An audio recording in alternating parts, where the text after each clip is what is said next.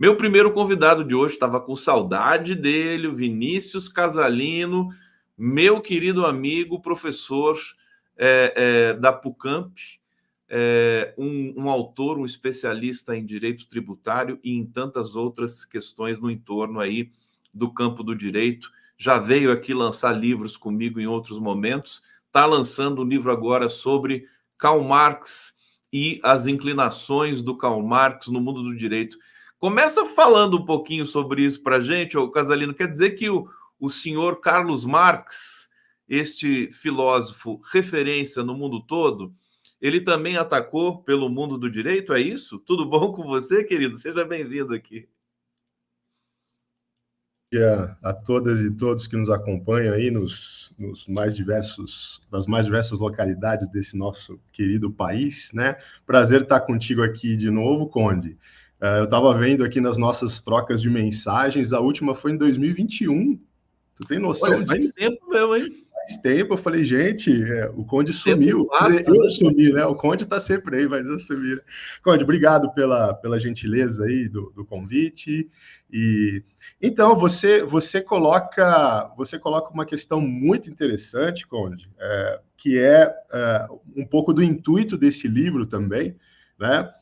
De mostrar para as pessoas que o nosso querido Karl Marx ele não era somente um filósofo, tampouco somente um economista, né? E tampouco somente um cientista político, se é que a gente pode delimitar o Marx nesses campos tradicionais de pensamento, né? Mas ele tem sim uma incursão pelo direito, ele tem uma preocupação com o mundo jurídico. Isso começa na sua juventude. Eu não sei se os nossos telespectadores sabem, mas o Marx ele cursou direito na juventude, né? Ele fez uma faculdade de direito, começou em Bonn.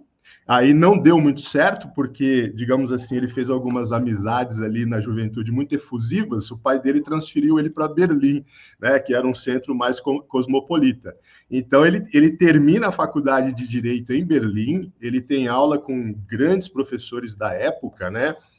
Quem faz direito ou já fez direito, certamente já ouviu falar do Savigny, que é um dos fundadores da Escola Histórica do Direito. O Marx teve aula com ele, né?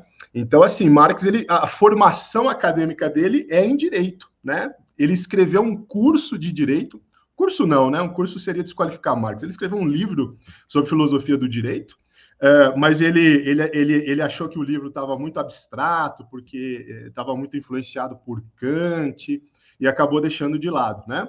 Depois, ele percebe que dentro do campo do direito, ele não vai conseguir compreender bem a sociedade em que ele vive, né? Ele precisa expandir os seus campos de conhecimento, e aí, então, ele vai para a filosofia, faz o doutorado em filosofia, e aí, enfim, ele percorre um caminho dentro da ciência econômica, né? Mas, assim, as origens remotas do Marx são no campo do direito, né? Então, ele desenvolve isso ao longo de toda a sua vida, Kant, né?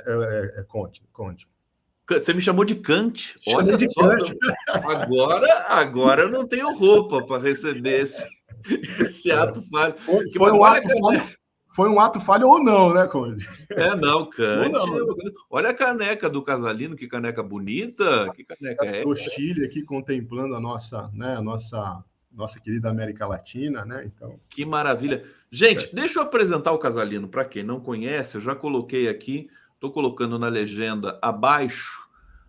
O Vinícius Casalino, professor titular da Faculdade de Direito da PUC de Campinas, é isso, né? PUC Campinas, perfeito. Pontifícia Universidade Católica de Campinas.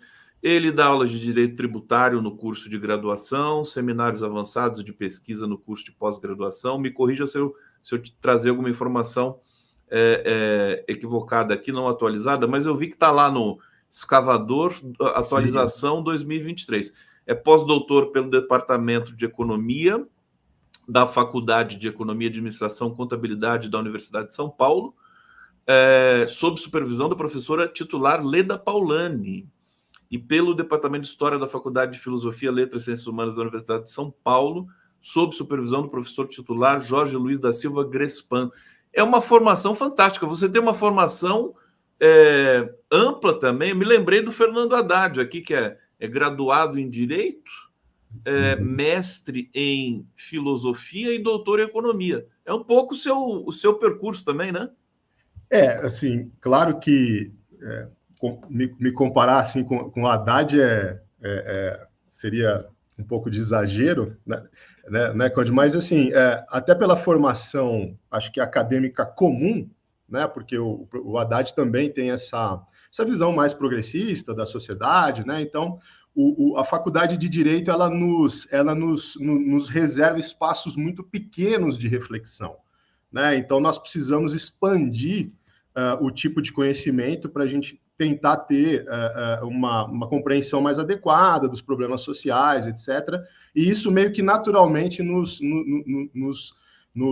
leva a outros campos de saber, né? E aí eu tive a honra e a felicidade de estudar com grandes professores lá da USP, Leda Paulani e Jorge Grespan, né? São dois especialistas aí em Marx, né?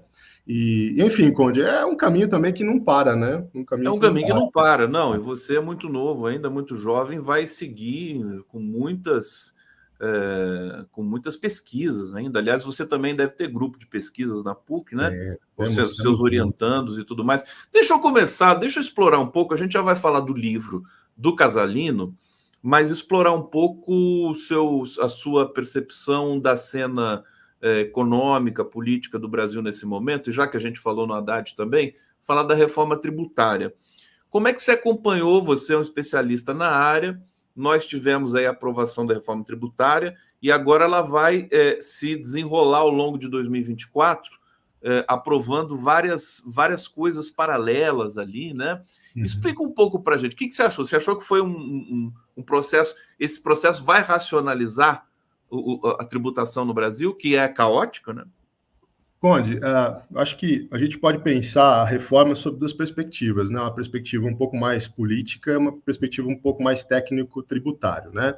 Eu queria começar com o pano de fundo político, para deixar registrado o seguinte: a última reforma tributária que nós tivemos no Brasil aconteceu em 1965, pós-golpe de Estado da ditadura militar. Então, foi uma reforma feita pela ditadura militar, num momento de ruptura democrática, né? Então, você fazer uma reforma tributária é algo extremamente difícil, é muito difícil. Antes da reforma tributária de 65, Conde, e aí meus colegas tributaristas talvez não concordem comigo, mas a última reforma anterior a essa foi a da República, passagem do Império para a República, basicamente. Né? Você vê... Não teve uma no período Vargas? Teve, mas ela foi, digamos assim, mais de adaptação, ela não foi estrutural, né? Ela não foi estrutural. Essa de 65, ela foi, de fato, estrutural, né? Ela fundou os contornos da tributação brasileira, inclusive até hoje, né? Porque essa reforma aqui, essa reforma de agora não mexe tanto na estrutura dela, né? Então, assim, de uma perspectiva crítica, a gente ainda tem aí muitos resquícios do regime do tempo ditatorial, né? Mas, assim, eu queria ressaltar, acho que a grande conquista, né, do governo Lula e do Haddad, porque é muito difícil você passar uma reforma tributária no Congresso e eles tiveram que fatiar, né? Primeiro eles propuseram uma reforma mais racionalizante do sistema econômico, né? E vão deixar a parte social da reforma para um segundo momento. E essa parte social, Conde, aí eu tenho receio de que talvez ela não saia, né? Porque aí, de fato, ela toca em mecanismos de desigualdade estrutural da nossa sociedade, e aí eu não sei se o governo teria força para fazer isso. Eu torço para que tenha, né? Mas não sei se terá. Do ponto de vista da racionalidade econômica, ela vai, de fato, colocar o Brasil, Conde, no mínimo, naquilo que os países da OCDE já fazem desde sempre, né, que é ter um imposto base, né, de incidência única, que é o imposto sobre bens e serviços, né, que de alguma maneira pretende aí uma centralização normativa, né, então a União vai criar esse tributo e os estados, o Distrito Federal vão compartilhar a administração deles, né, então você vai ter uma centralização, uma racionalização do ponto de vista econômico, e assim, eu acho que ele tende a melhorar o ambiente econômico, né? Tanto que eu acho que já repercutiu na Bolsa de Valores, com algumas altas, né? Então, assim, é positiva. Agora, do ponto de vista social, Conde, né, que é o que nos toca mais, ela precisa ser um pouco mais ousada. Só vou te dar um exemplo, né? O imposto sobre grandes fortunas, que está previsto na Constituição desde 1988 e nunca foi instituído, né? E no Brasil, ele casa como uma luva, porque nós temos uma minoria da população que é absurdamente rica, né? Então, mas eu tenho receio de que o governo talvez não tenha, né, essa potência política com esse Congresso, né? Mas o Haddad já passou a tributação das grandes fortunas e também dos fundos, né? Isso, falta alguma coisa para isso ser, digamos, consagrado, não? Você tem acompanhado? A tributação dos fundos, né, dos offshores, né, ela não se confunde com o imposto sobre grandes fortunas. São duas bases tributáveis diferentes, a gente diz no vernáculo técnico, né? Uhum. O imposto sobre grandes fortunas ele tem uma disciplina própria na Constituição, né? Ele exige lei complementar e, enfim, ele é um pouco mais, digamos assim, ousado do ponto de vista de um consenso político, né? Do que a tributação de offshores e de investimentos financeiros, né? Não, sem querer de maneira alguma, Conde, desvalorizar isso que o Haddad fez, né? Porque no Brasil isso é, assim, muito importante. Aliás, ele conseguiu uma proeza, porque com esse Congresso, que é um Congresso... Não. Por isso que eu estou falando para você, assim, deixar muito claro que uma reforma, o que o governo Lula fez e o Haddad fez é um negócio extremamente difícil de se fazer. Então, é de se tirar o chapéu, né? Ainda mais com esse Congresso que a gente tem, né? Que é um Congresso conservador, né? Vinícius Casalino aqui no 11 News. Deixa eu trazer comentários aqui do público. Está chegando aqui, pessoal, já querendo muita emoção aqui no nosso noticiário, no nosso conjunto de análise. Wildergunds Mesquita.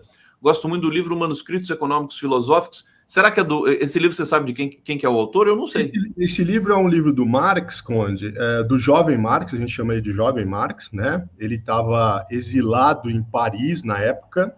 Ele também é chamado de Manuscritos de Paris, né? Ele não foi publicado originalmente pelo Marx, ele permaneceu como rascunho, escondido ali na herança literária de Marx até o começo do século XX, né?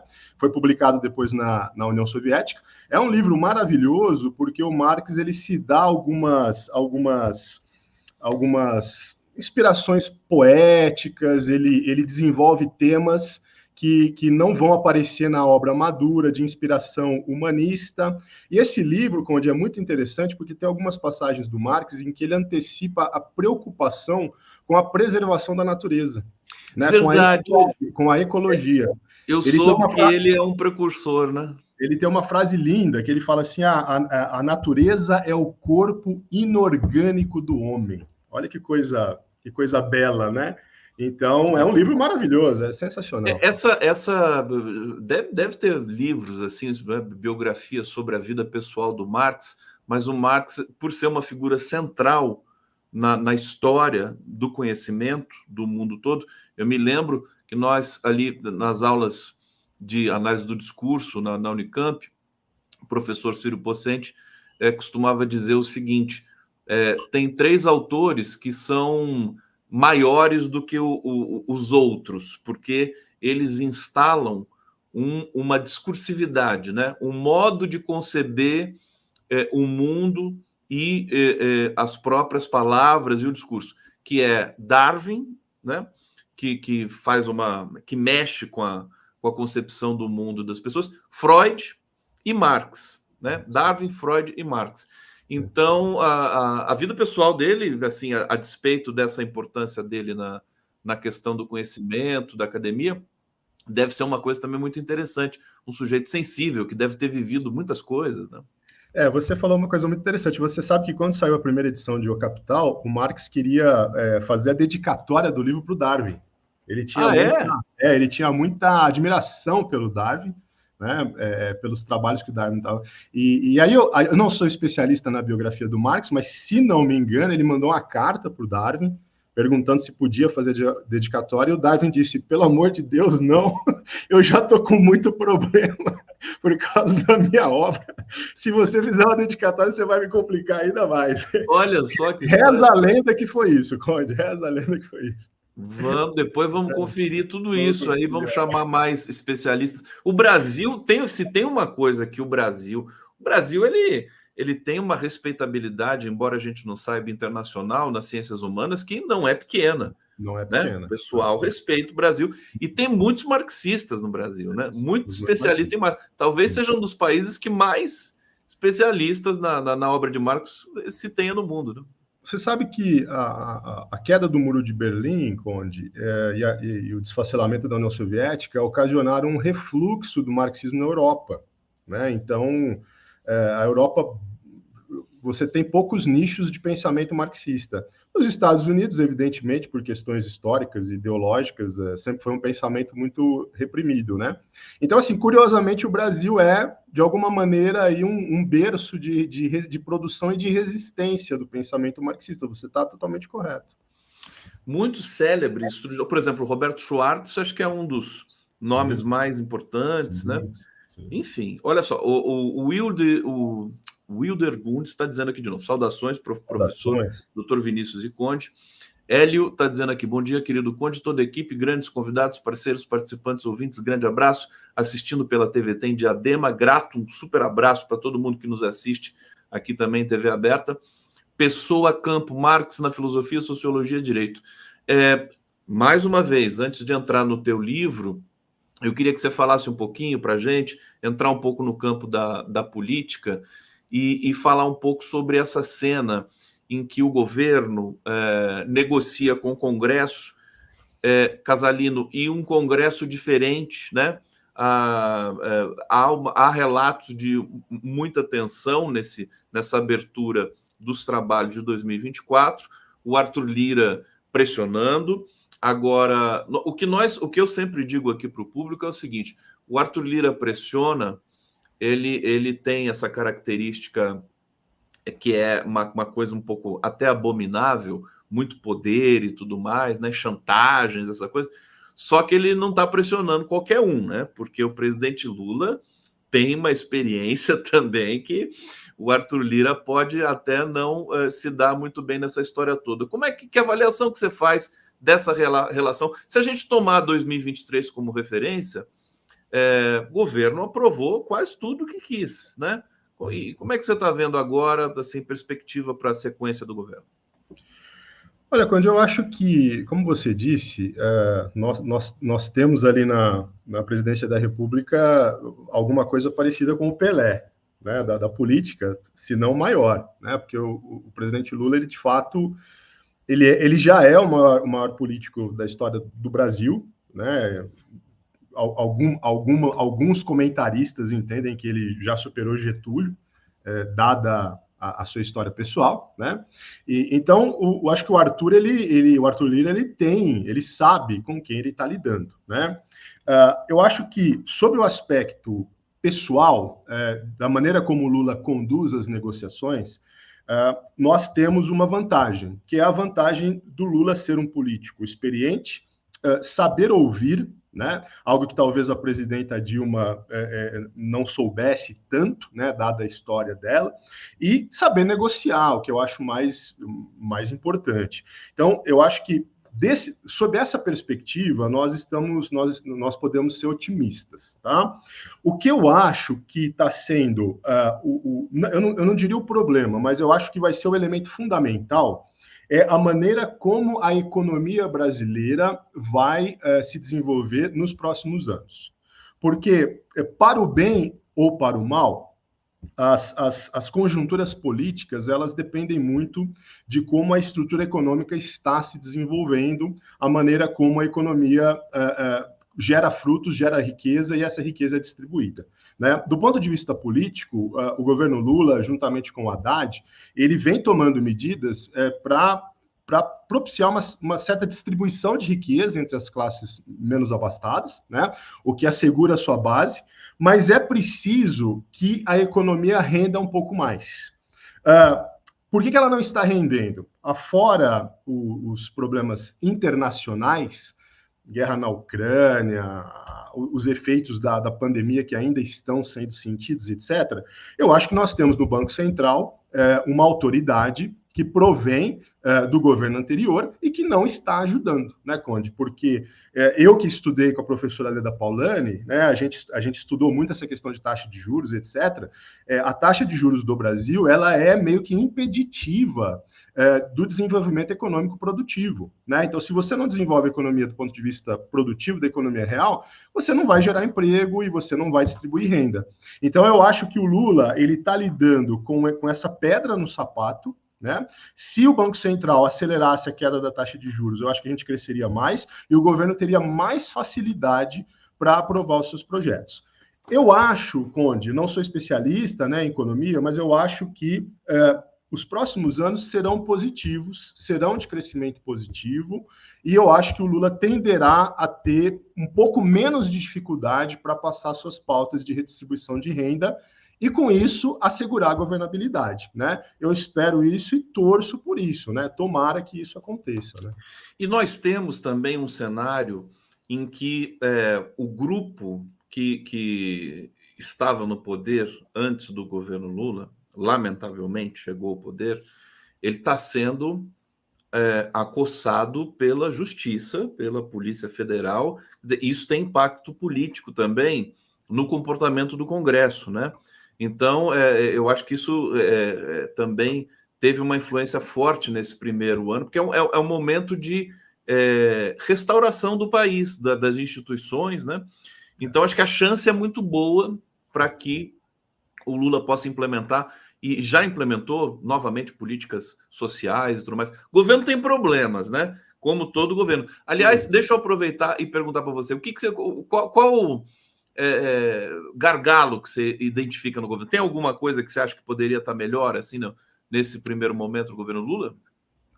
Conde, é difícil falar porque a gente vem desde 2016 com governos muito ruins e com estruturas administrativas muito ruins, né? O governo Temer e o governo Bolsonaro são governos de destruição, né, daquilo que foi construído até então. Então, eu penso que é talvez uma injustiça você apontar no governo Lula, que tem o quê? 1 ano e 2 meses, né? A responsabilidade por eventuais problemas de administração ou de condução da política de modo geral, né? Primeiro, acho que registrar isso, porque principalmente o pensamento progressista e mais à esquerda, que é o pensamento com o qual eu tenho um pouco mais de contato, eu acho que costuma ser duro demais com o PT e com o presidente Lula também, sabe? Exigindo dessas forças políticas que estão no poder agora avanços que talvez eles não consigam, não é que eles não queiram oferecer, mas eles não consigam, né? Tirando isso à parte, então, assim, sem querer ser injusto, né?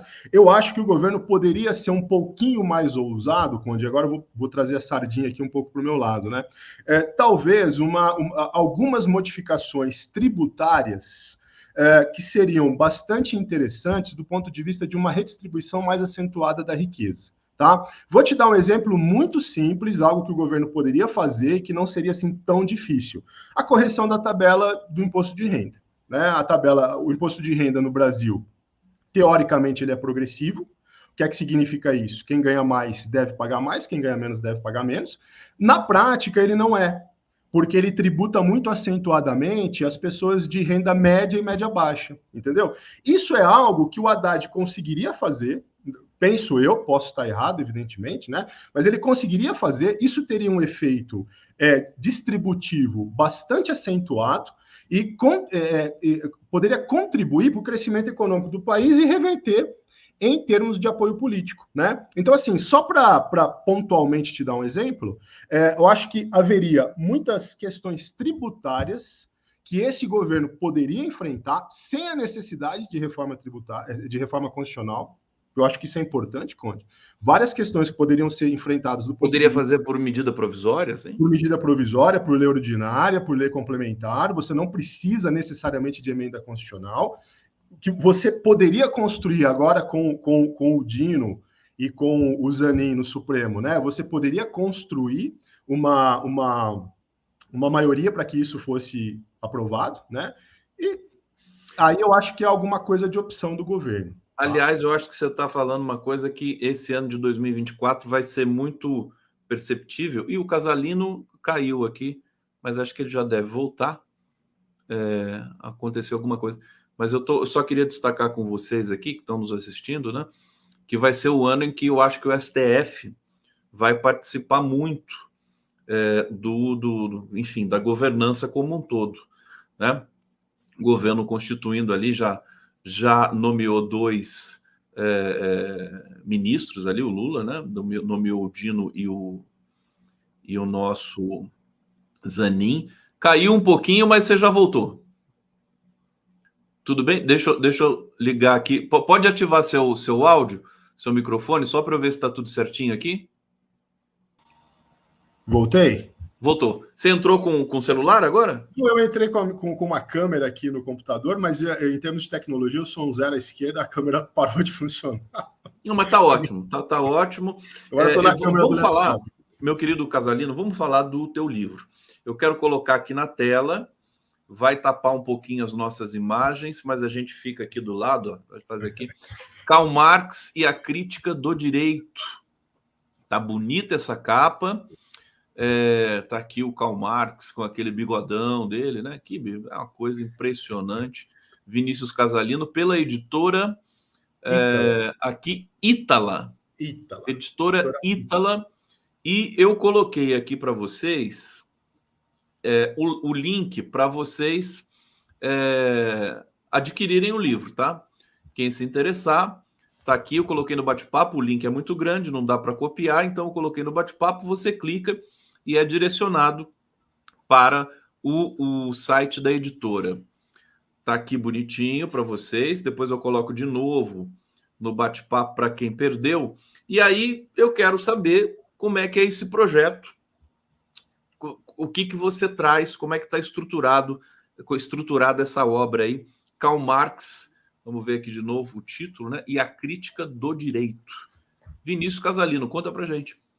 Muito bom, Conde. Bom, primeiro eu queria reiterar o agradecimento aí de você ceder esse espaço tão importante, né, para divulgar a obra. Seus telespectadores são uma audiência qualificada, né? Então é muito bom poder compartilhar esse lançamento com vocês, né?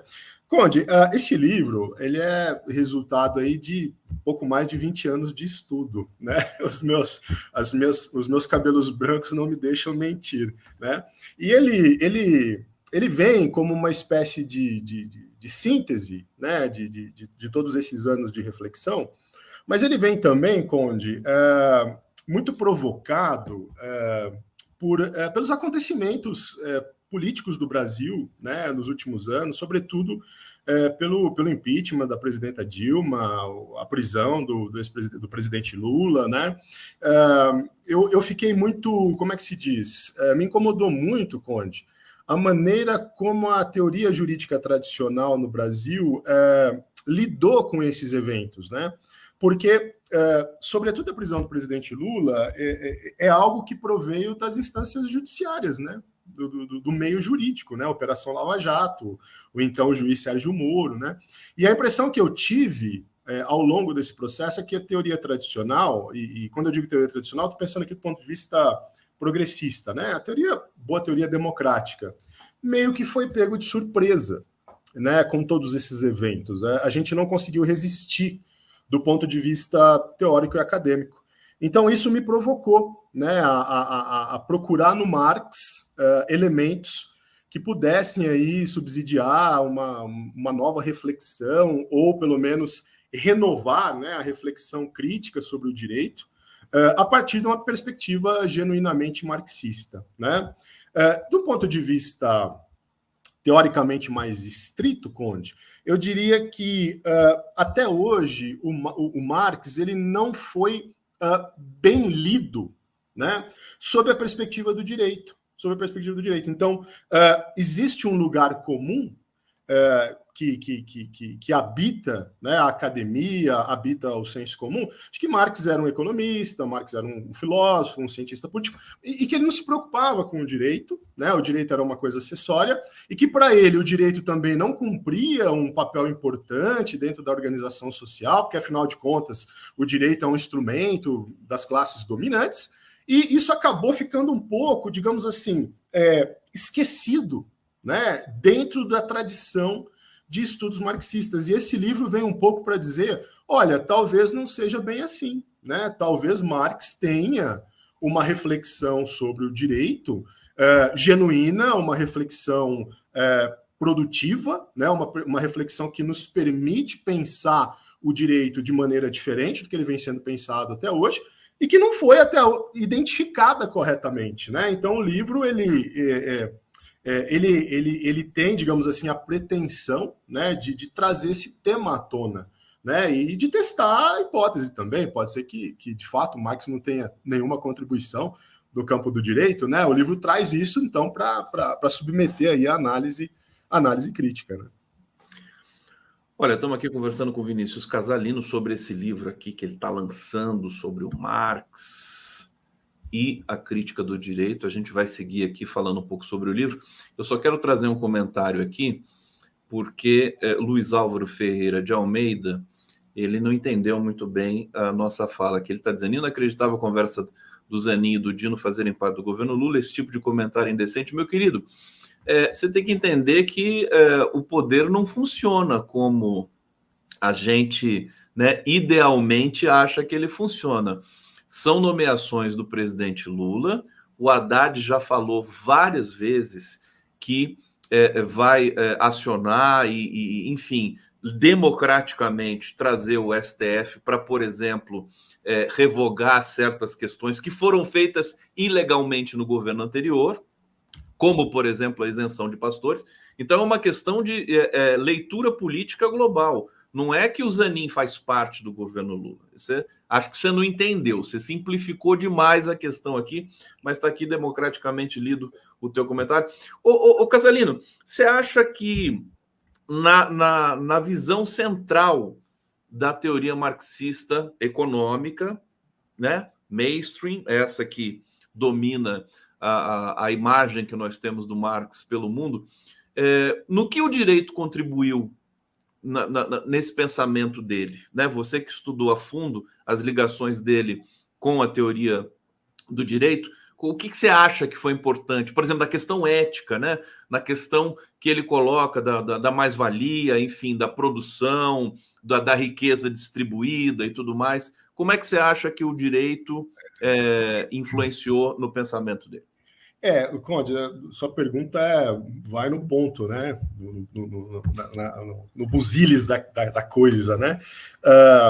O problema da teoria marxista mainstream, digamos assim, né, é que ela tende a invocar a reflexão do Marx, que ocorreu no período de juventude, né, aquilo que a gente chama de jovem Marx, né, em que Marx ele estava muito influenciado por questões filosóficas, ele estava debatendo muito com os chamados jovens hegelianos, né, que eram os colegas de reflexão dele da época. Então, Marx ele trata o direito naquele momento, né, específico, como alguma coisa que assegurava, né, de um ponto de vista estrutural, a maneira como a sociedade burguesa se organizava, né, porque a gente tem que lembrar que era, nessa época na Europa, o feudalismo ele estava sendo ultrapassado, né? Então a sociedade burguesa ela estava em construção, né? A revolução industrial estava acontecendo, né? Então o direito ele é muito pensado como um tipo de estrutura normativa que vai assegurar a propriedade privada em oposição à maneira como o feudalismo se estruturava, né? O feudalismo se estruturava na base da servidão, a sociedade burguesa vai se estruturar na base do trabalho assalariado.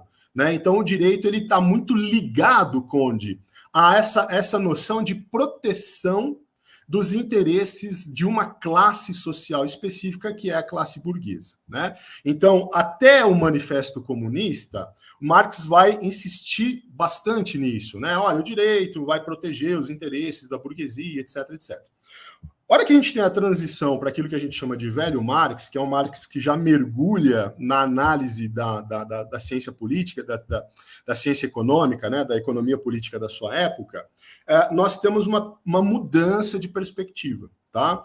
Então, o Marx começa a perceber que o direito ele não é simplesmente um mecanismo de defesa de interesses da classe burguesa. Ele também é isso, mas ele não é só isso. Né? Ele está, Conde, e aqui eu acho que é o ponto fundamental, ele está entranhado na maneira como a economia capitalista se organiza. Esse é o ponto fundamental e é esse o eixo a partir do qual Marx vai começar a pensar o direito sem abandonar suas perspectivas anteriores, mas refinando essas perspectivas na medida em que ele aprofunda na análise econômica. E como é que isso se dá na prática? Eu vou tentar simplificar alguma coisa que é um tanto complexa, né, Conde? Quem já teve a oportunidade de folhear o Capital, que é o principal livro do Marx, sabe que o Marx ele não começa com a análise do capital, ele começa com a análise da mercadoria. Né? Ele vai estudar a mercadoria, ele fala do famoso fetiche da mercadoria, etc, etc. E é curioso, Conde, que antes de tratar do capital, ele trata do direito. Ele trata das relações jurídicas que existem entre os proprietários de mercadoria. Então, isso é no mínimo sintomático. É no mínimo sintomático, porque você fala, poxa, é uma obra sobre economia, em que ele vai estudar o capital, mas antes de estudar o capital, ele desenvolve o que é a mercadoria, e ao desenvolver o que é a mercadoria, ele desenvolve ele antecipa o que é o direito. Então, o direito, Conde, para o Marx, ele é um elemento. Ele instaura uma mediação muito importante entre os seres humanos, que é a troca mercantil entre uns e outros. Então, quando você vai até a padaria e toma o seu cafezinho, você está comprando o cafezinho, você está fazendo um contrato de compra e venda, que é uma coisa tão natural que você não percebe. Então, o direito ele está tão naturalizado na nossa sociedade que muitas vezes a gente nem percebe que nós somos mediados por essa relação específica. Então, toda a sociedade capitalista ela é constituída a partir da troca de mercadorias e, simultaneamente, através de relações jurídicas, que são esses contratos que a gente pactua cotidianamente. Ao fazê-lo, nós somos sujeitos de direito.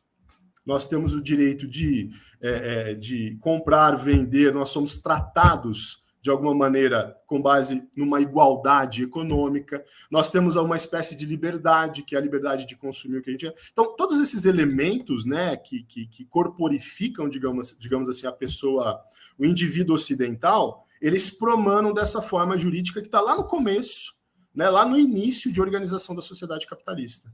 Né? Então, assim, basicamente... É o começo da conversa. É o começo da conversa. Não, e é um assunto que eu estou percebendo que ele está muito atual. Quer dizer, ver como é que o direito se conecta com as ações econômicas, com uma política econômica, com uma reforma tributária. Quer dizer, estão muito, muito interligados ali. É um livro importante, portanto, eu quero recomendar a todos mais uma vez aqui o livro do Casalino, Karl Marx e a Crítica do Direito, pela editora Ítala.